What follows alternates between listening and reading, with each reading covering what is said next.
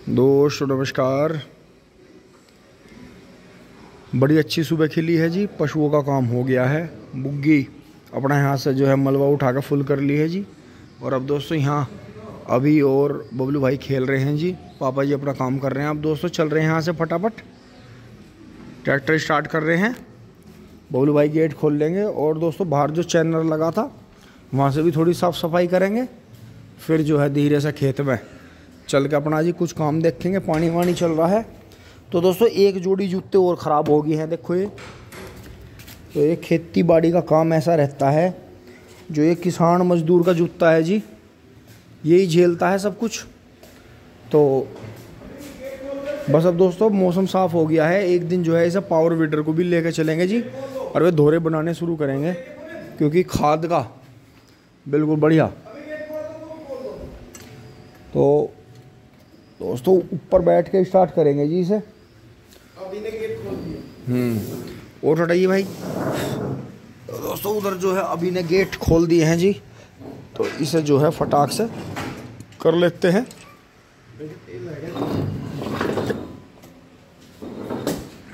सुई उठ तो रही है थोड़ी थोड़ी, तो इसका मतलब है। तो दोस्तों स्टार्ट कर रहे हैं जी इसे। वाह क्या शानदार आवाज़ है मैसी, बहुत ही बढ़िया। तो चारा थोड़ा है, आज थोड़ा कम ले आएंगे।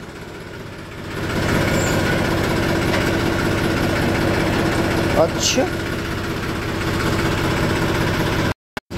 दोस्तों जेड पैड आ गया जी, वहाँ से निकल गए और ये इट रोड़े ले आए हैं भर के। और ये देखें जी, जैसे हाथ निकालते रहते हैं गन्ने में, तो ये अब ये जूड़ा चला है जी। तो इसे आज ही फिट करेंगे इसे। और देखें जैसे नीचे पत्ती फैला रखी थी और हाथ निकाल दिया था इसमें, घास की दवाई नहीं लगाई थी, तो अब इसमें दोबारा घास होने लगा है सर्दियों से पहले का। तो इससे हमें कोई नुकसान नहीं है, बस बड़ा नहीं होना चाहिए। छोटी घास जो है ज़मीन को ताकत देती है, इसका बेनिफिट रहता है जी। ये देखो 13235 की पेडी है। पीछे मिट्टी का ट्रैक्टर आ रहा है। ये भर गया है जी। ये भरना ही था। बारिश के बाद में सब पानी मांग रहे थे, तो इन्हें भरना ही था सबको थोड़ा थोड़ा। और अब जो है इनमें दोहरे पे जुताई करके इनके मुंह बना देंगे। और बाकी ये देखें जी, हाँ पेडियों में इनमें सब में एक बार पानी निकल गया है। अब इन्हें बस थोड़ा ही थोड़ा संभालना है। बस आगे से बूगी आ रही है, तो रोक्यो रोक्यो रोक्यो रोक्यो, महंगा पड़ जाऊंगा एक बार। बंद हो जाए सिम सिम। ओहो बड़ा बढ़िया रहा। और ताऊ ने कर ऊपर से ट्रेंड कर रखा है जी, देखो ऊपर से बढ़िया चला गया है जी घूम के, बहुत बढ़िया। बाकी बुग्गी साफ कर लेते हैं जी। इधर देखें ये वैरायटियाँ जो हैं थोड़े पेलेपन पे चल रही है, और ये जो 38 जो है ये अब पेले से दोबारा हरेपन पे आ गया है जी पानी आते ही। थोड़ा सा हिंट दे रहा हूँ वीडियो में, समझना इस बात को। अगर 0238 वैरायटी को अभी चलाना चाहते हो, एक तो इसका जो है कोशिश करके जब भी गन्ने की बुआई करो, गेहूं का बीज काटो, गेहूं में से बीज लो आधे से जूने से ऊपर ऊपर का।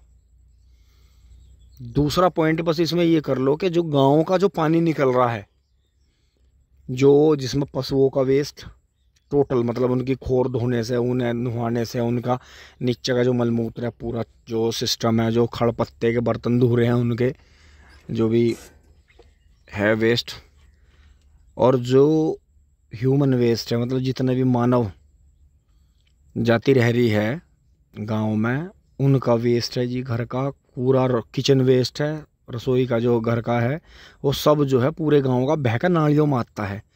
तो वहाँ तो बोलते हैं उसे गंदा पानी, लेकिन अगर आप उसे किसी भी तरह से ड्रमों में भर के स्प्रे के माध्यम से, या जो ड्रिप चलाते हैं उसमें पानी में, या अपने खुड्डों में ड्रेंचिंग कर दो उसकी, उस पानी से ला के, वो अमृत है जी।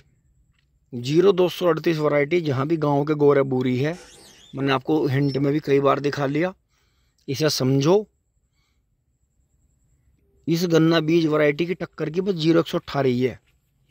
और उसे भी किसान भाई अपने आप में इतने बड़े वैज्ञानिक हो गए कि उसका भी ढेर कर देंगे, क्योंकि उसे उसकी प्राकृतिक हालत में तो कोई छोड़ने का नहीं।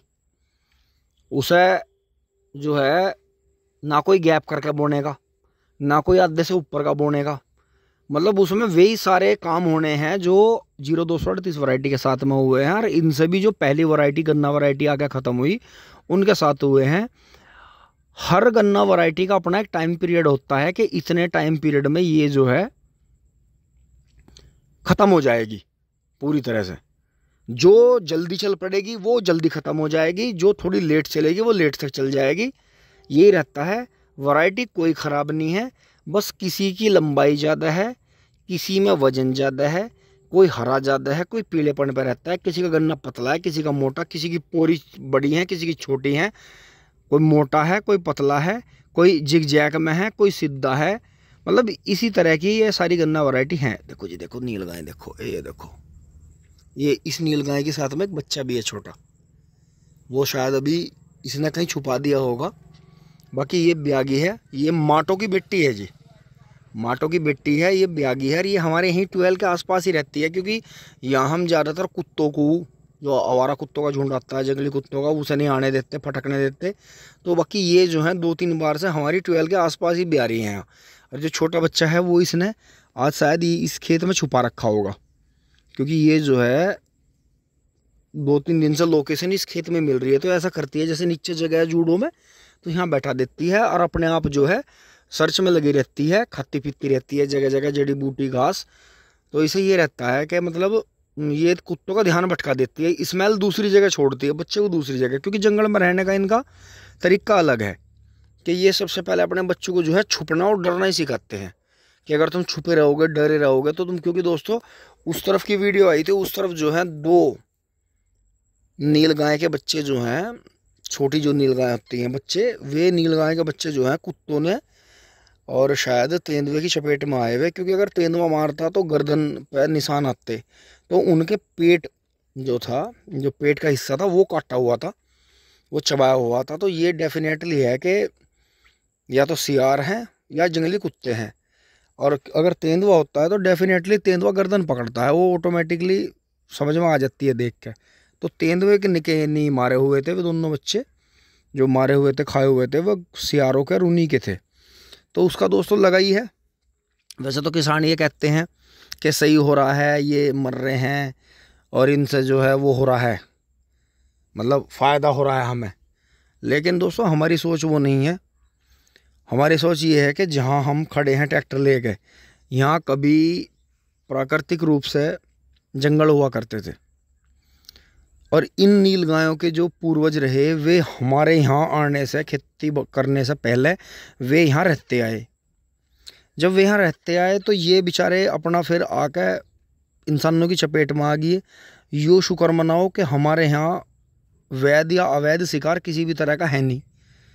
तो ये जो हिरण प्रजाति का है, जिसे नील गाय बोला जाता है, तो ये एक ऐसा गलियारा है नील गाय का, जो कि आपने जो उधर साउथ साइड में बैल देखे हैं जिनके सींग ऊपर चलते हैं, ऐसे बिल्कुल नील गाय के नर की तरह लगता है वो।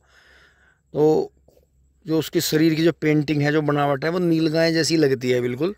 तो उसमें क्या हुआ कि वो वहाँ से गलियारा कटता है, फिर ये नील गाय हुई, नील गाय से फिर दूसरे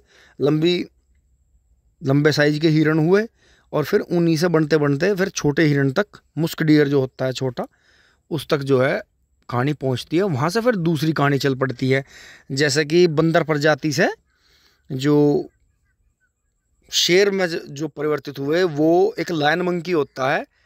और जो ये जितने भी आपने देखे होंगे, बबून देखे होंगे और जेलाडा हैं, तो ये टोटली इनके जो मुंह की जो बनावट है वो शेर जैसी रहती है बिल्कुल, और चाल ढाल इनकी बिल्कुल देखने में ऐसे लगते हैं जैसे छोटे साइज का शेर आ रहा हो।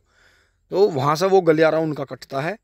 और इंसानों का गलियारा आपको पता ही है कि चिंपैंजी, गोरिल्ला, ओरंगुटैन, यहाँ से फिर जो है मानव जाति की उत्पत्ति है आगे, तो वहाँ से वो गलियारा कट जाता है। तो हर मानव प्रजाति अलग नहीं है इनसे, लेकिन मानव ने तो धरती का विनाश करने में अंत कर दिया। जबकि ये देखो ये नीलगाय पैदा हो रही हैं पीढ़ी दर पीढ़ी, ये किसी भी तरह से नुकसान नहीं पहुंचाती, ज़मीन में फेरबदल नहीं करती, ना इन पर कब्जे करती, पैदा होती रहती हैं, उम्र पूरी करती रहती हैं। बाय डिफ़ॉल्ट बीच में कोई दिक्कत आ गई, शिकार हो गया इनका जंगली जानवरों द्वारा या इंसानों द्वारा कहीं, या एक्सीडेंट की चपेट में आ गए तो कोई बात है, नहीं तो चलता रहता है। तो ये एक साइकिल है। तो आज भी जो ये धरती बची हुई है ना कुदरत के कहर से, जो परमपिता परमात्मा है, धरती माँ किसी भी तरह से मतलब पूरी तरह अभी विनाशनी की तरफ नहीं है, बची हुई है कि मौसम बदल रहे हैं ठीक ठाक, बीमारियां भी आकर चली जाती हैं। तो अभी जो है ये धरती माँ किसी भी तरह से हमें परेशान करने के चक्कर में नहीं है, हल्के फुल्के हिंट देती है लेकिन हम समझते नहीं। लेकिन इंसान फिर भी आप देखें फैक्ट्रियाँ लगा रहा है, प्लास्टिक उनमें बना रहा है, प्लास्टिक का कोई संवर्धन आगे चल के कोई उसका रिसाइकिल हो नहीं पाता। तो आप खुद ही देखो कि कितने बड़े पैमाने पे इंसान ऐसी ऐसी चीज़ें बना रहा है, इतना ज़मीन में से पानी निकाल के उसमें से केमिकल मिला रहा है, उसमें फिर वो वापस में ख़तरनाक रूप से साफ़ निकल रहा है, केमिकल बन के ज़मीन में जा रहा है। कोरोना लगा था, फैक्ट्रियाँ बंद हो गई थी, नहरों के, नदियों के, यहाँ तक के नालों के भी पानी साफ़ हो गए थे। जो काले गंदे सड़े हुए नाले हैं जिनका पानी बिल्कुल इतना जहरीला है कि अगर ज़रा सी उंगली टच हो जाए तो एकदम से इन्फेक्टेड हो जाएगी, तो वे भी साफ़ हो गए थे। तो इसका क्या मतलब है। और जंगली जानवर जो थे बेचारे परेशान होकर जब इतना सन्नाटा हो गया तो जंगलों में से निकल कर गाँवों में घूमने लगे थे। आपने देखा होगा गेंडा भी आबादी में आ गया, हिरण आबादी में आ गए, जितने भी जंगली जानवर थे खूब आबादी में घूमने लगे थे। तो ये चीज़ है कि इंसान जो है ये ऐसी जो प्रजाति है कि ये सबसे ज़्यादा धरती को नुकसान पहुंचा रहा है। अब हमने देखो हमारे यहाँ खूब घास होगी और पहला घास सूखी हुई भी थी, घास वाले काट के भी खूब ले जा रहे। हमने घास की दवाई बिल्कुल मतलब 5% पे ले आए। अब हम क्या करेंगे, थोड़ी सी घास की दवाई बस इस कूड़ी के चारों तरफ करेंगे, क्योंकि दोबड़ा घास क्या करता है, दोबड़ा घास जो गोबर की कूड़ी है इससे इसका साइज घटा देता है, इसके गोबर को फुलावट नहीं आने देता, इसे ख़त्म करता है, खींचता है इसकी ताकत को बहुत स्पीड से। तो यही है कि थोड़ा सा बस यहीं करेंगे, बाकी और कहीं करने की ज़रूरत नहीं है। दोस्तों काफ़ी लंबी खिंच गई है बात, अब जो है चलते हैं, आपको ज़रूर अच्छी लगी होगी, आगे बढ़ते हैं जी बुग्गी खाली करके।